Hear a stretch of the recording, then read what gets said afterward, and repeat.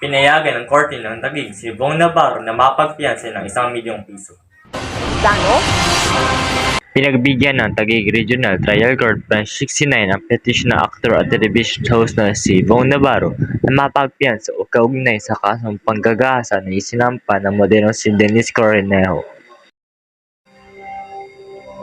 Inaprobahan ni Judge Florali Tutahan ng Taguig Regional Trial Court Branch 69 ang bail petition ni Navarro at itinakda ang kanyang pansa sa 1 milyong piso sa desisyon na may petsang Desyembre 5, ngunit inilabas noong Desyembre 6. We are so thankful to the court for appreciating the evidence in a way that ultimately favored to bonus. Ang ginagawa namin ngayon dahil may mga requisitos para maki-issue ng release order, no? We are complying with that.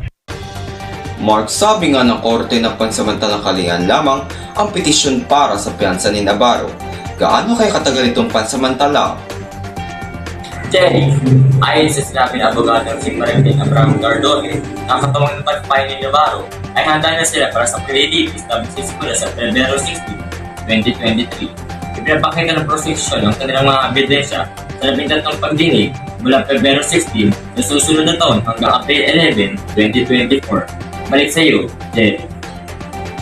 Maraming salamat, Mark, sa Malinod Live mula sa Taguig City. Dagdag pa nito, noong Setyembre, nagsampa ng kaso ang mga taga-usig ng Taguig laban kay Navarro dahil sa umano'y panggagahasa kay Cornejo sa kanyang condominium unit sa pamamagitan ng pwersa, pagbabanta, at pananakot noong Enero 17, 2014. Nakakalayo si Navarro sa Taguig City Dormitory kung saan siya inilipat noong Nobyembre 21 sa pagbibigay ng piyansa. Sinabi ni Abraham Gardoque na agad nila ipoproseso ang piyansa para makalayo si Navarro. Mark Sambello, TV Express.